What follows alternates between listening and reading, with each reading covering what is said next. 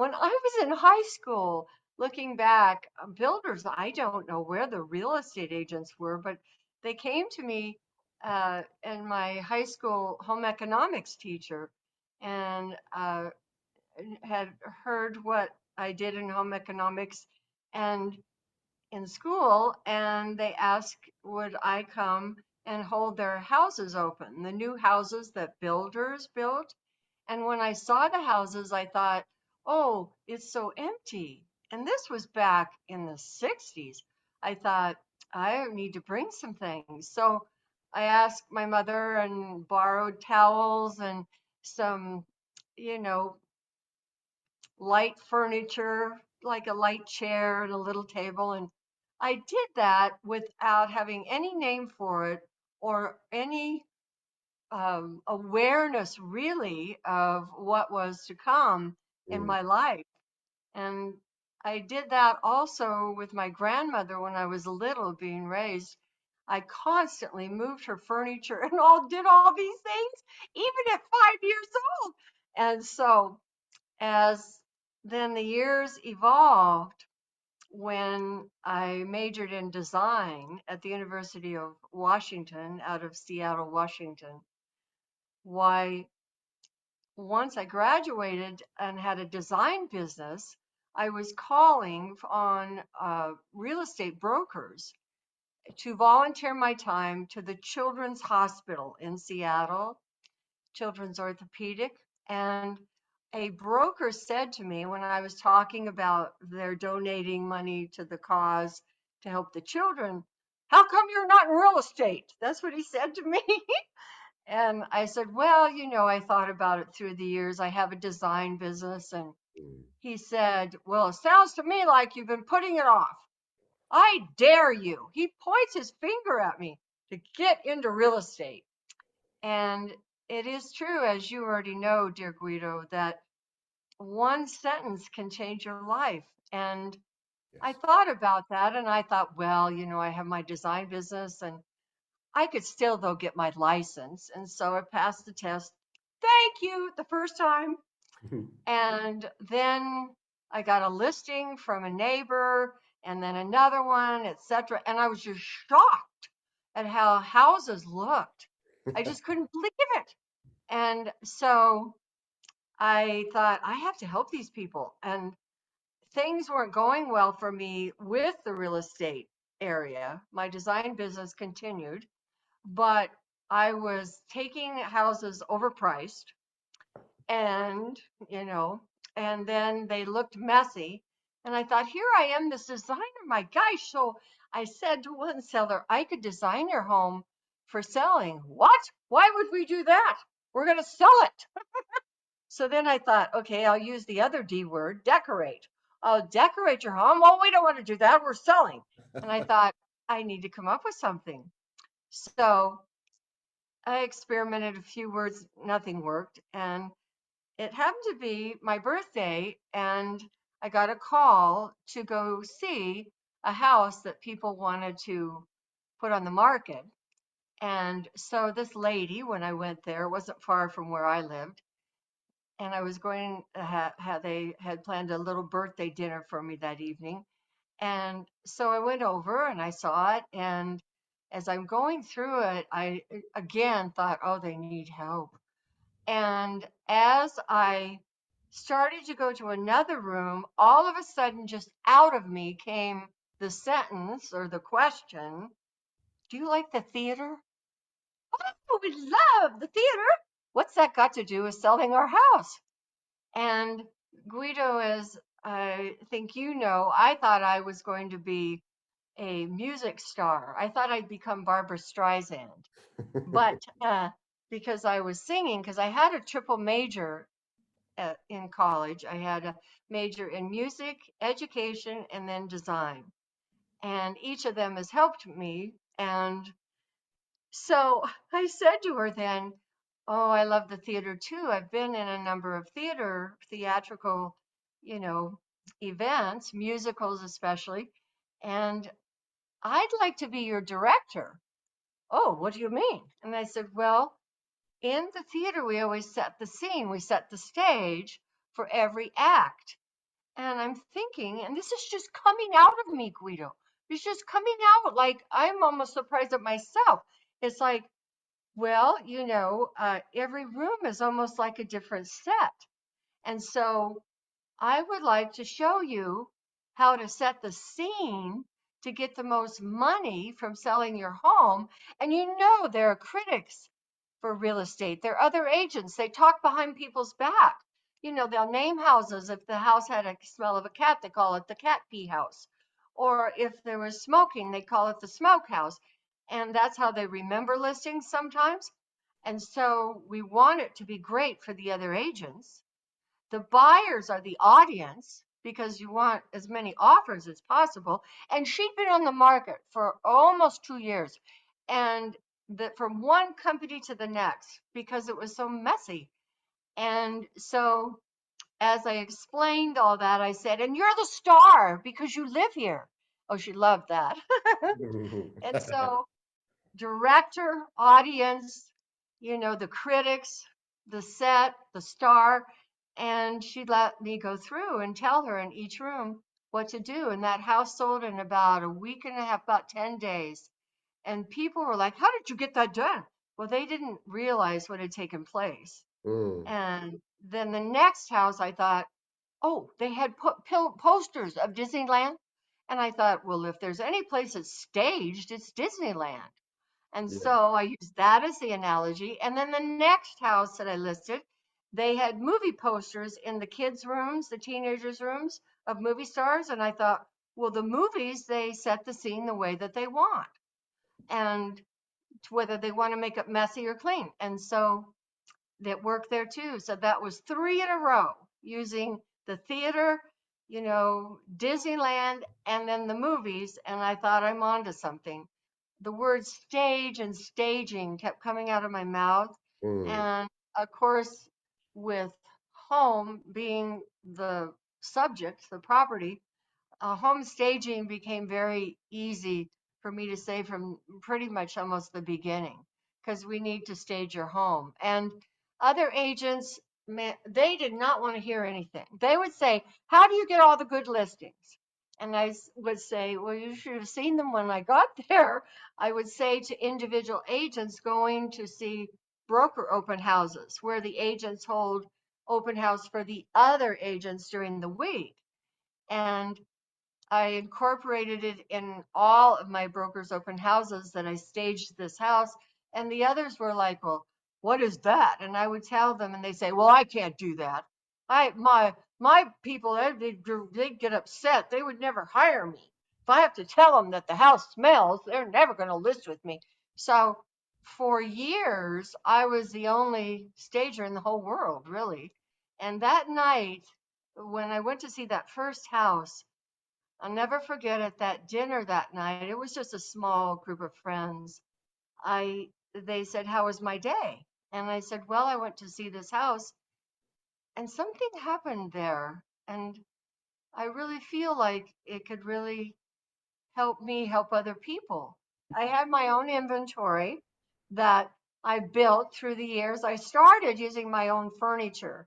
And I would say, "Don't sit down on that chair, honey, because it won't be here tomorrow." And I had started leaving notes on the floor because should he get up in the middle of the night in the dark and sit there, I'd put a note outside the bedroom door. I moved the chair in the living room because once he fell on the floor because he thought the chair was a. Anyway, I built my own inventory, and I started with a one-car garage and then two-car garage and three-car garage, and then I went to a warehouse. And so depending on who the person is as a stager, they can either rent inventory to put in people's homes, as you know, or they can have their own. I worked by myself with my sellers. The other agents wouldn't listen, but the people that listened were the sellers that came to me. mm, Now, word of mouth spread from one seller to another. When the house wasn't selling, and they were a neighbor, they'd say, "Well, I have a friend that called this one realtor because I really stopped at a certain time the design business, and really focused on my real estate career. And from 1972 till 1985, Hmm. God knows all those years, I fine tuned. And I would say about 1982, there were office managers, first of all, my own, and that managed the office, and the owner of the company said, whatever you're doing, could you talk to our other agents in the office about it? So come on, let's get to work. Let's prepare your home to come on the market for sale so that it sells. I have a thought that I want to share with you, which is what this whole thing is all about. And that is the way you live in a home and the way you sell a home are two different things. Then they'd say, well, we have another office. It was a company that had more than one office. We Mm. would like you to go over there and talk to that. And it still, my income was coming, my living from listing and selling homes. And every one of them staged, because I have a policy: without staging, I'm unable to help you. And so to a seller. So anyway, then that company started to prosper more. And because other agents did, not all of them, far from it, about 10% started to listen. And I actually have the owner of that company on my first video that said, we did what Barb taught us, and our company has grown. Mm. And that was Don Deasy with Windermere in Bellevue, Washington, in the state of Washington in the US. And so then that owner told another owner of a different company, because they had a mastermind group. Okay. And so then I did some speaking for them. And then the next thing I knew, the board of realtors in the Seattle area heard and asked me to give a talk. And these were 1 hour talks. Then they became 3 hour talks, then half a day. And then the first full day I gave, there were, I would say, 11 people that came. Hmm. And and I've never gotten into numbers, because meaning that it is not within me, and I'm glad that the way my grandfather and grandmother helped raise me was that whoever's there matters. So I would not say, like, well, only 11 people came. I'm not, no, those 11 to me were just like the whole world was there. Mm. And then I put together a brochure, a one-page flyer, really, and started mailing them. There was no internet at that time. It was just Oh. starting to happen. And so the board of realtors in San Jose, California heard, and I sent all these out. And the next program I gave was 176 people. And Okay. that was in San Jose, because nobody in the industry had ever thought of this, or ever, there was no word for it. No, they just listed houses the way they were, no matter what. And that it was like throwing them up against the wall and hoping something would sell, which I don't really believe in at all. And so that's really how it started. And then that led to my professional speaking career, which then took me out on the road 40 weeks a year. We promoted it all ourselves. And then promoters of seminars contacted me and wanted to do some of that for real estate agents. And as I look back, they kept an official count, and it was over 1,300,000 people that I spoke to by 1997. From 1985, when my professional speaking career started, to 1997, when I decided to get off the road, and I knew there was something else coming inside me. And that's when I started writing programs for stagers, Okay. was in 1997. And I built the first websites on staging that ever existed in 1999, founded in 1 year the first staging association, the first staging school, the websites, Staging University, Worldwide Staging Service Week. And my husband was like, "Can't you just do one thing? You're rolling all these out at the same time." And this is my mission, babe. I'm supposed to stage. I'm supposed to stage the world. So Yeah. it's been one, and that's what, and then that's how this all came to be. And I've been on the platform, meaning the stage, no pun intended, teaching for over 32,000 hours of staging. But does that mean that till 1997, the realtors had to do the staging because Oh, no, no. you were teaching Uh, them? great question. It just guided me to go to the real estate industry first. And the reason was that those are the people, we are the people, because I was one of them, Mhm. that deliver the message to the seller. So I wanted that rather than just saying, okay, I've got to find people that'll do the work, because that was an excellent question, of course, is that I want and felt that's I was being guided to do that. So in those classes that I given over 3,200 seminars now, full days, um, is that I taught them how to tell their seller they needed to do this, but the agents were not to do the work. It was the sellers that were supposed to do their own. And Okay. usually they would ask their son or their daughter, or they'd pull in help. There are some agents that would help some, but that's not the purpose of the real estate agents, is to get out and market the property. That's, as you know, the whole purpose. So meanwhile, the inner knower was saying that the time's coming when I want to build an industry for stagers to Mm. do the work. And those programs I rolled out in 1999 with Okay. all the other things.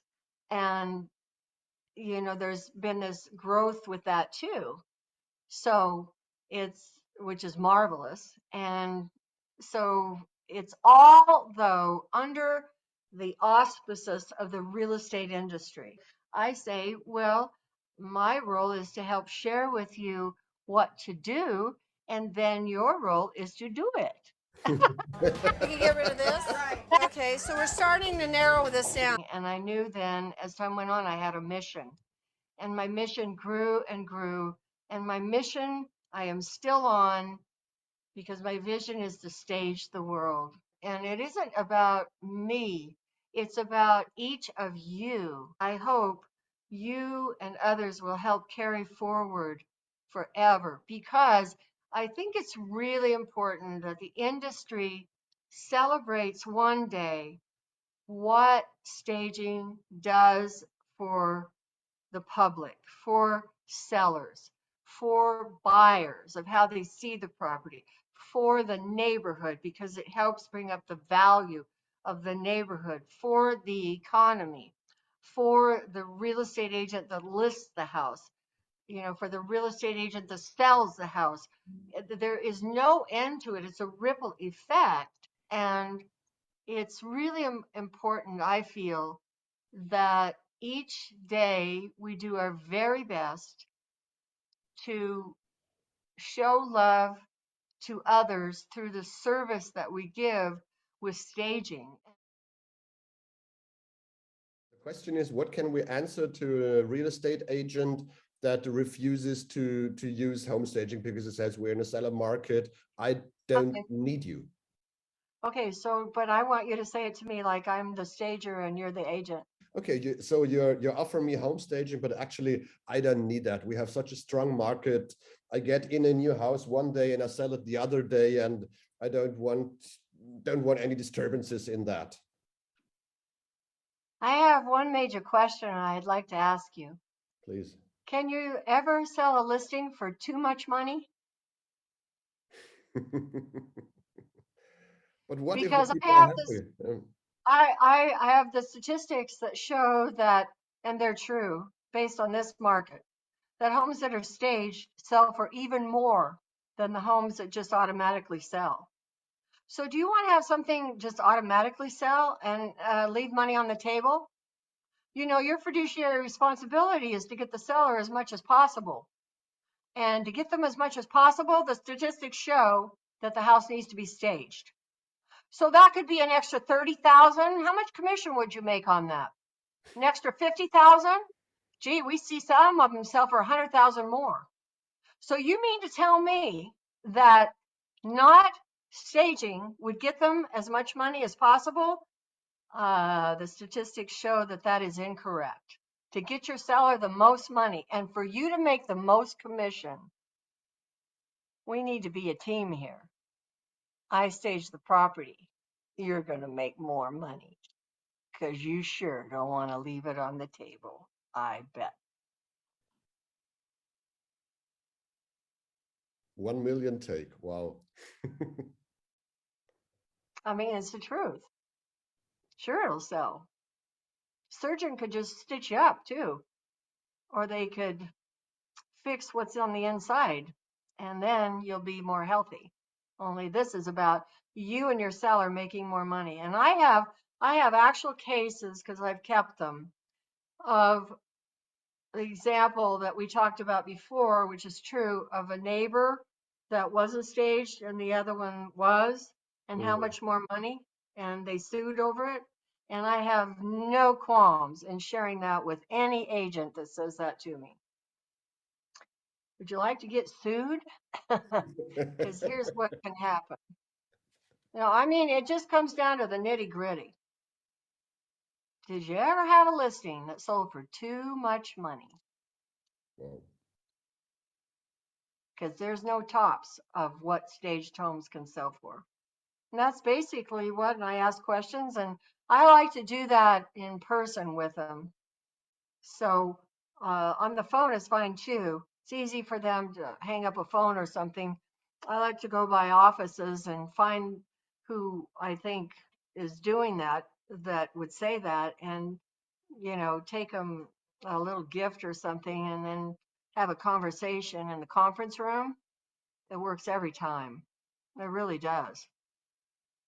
Also, I any agent that does that means they haven't even talked to their seller about staging.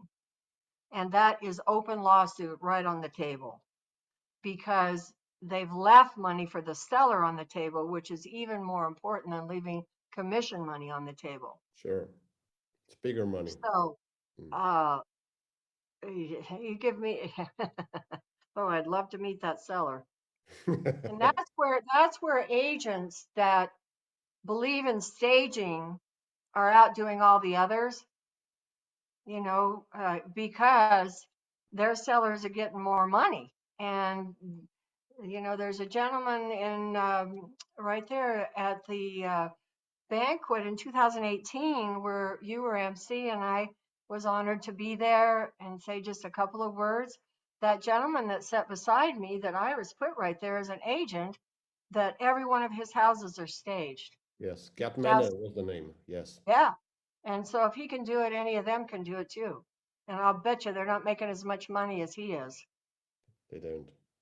It's the bottom line. Bottom line. Facts. Actual facts. Wonderful.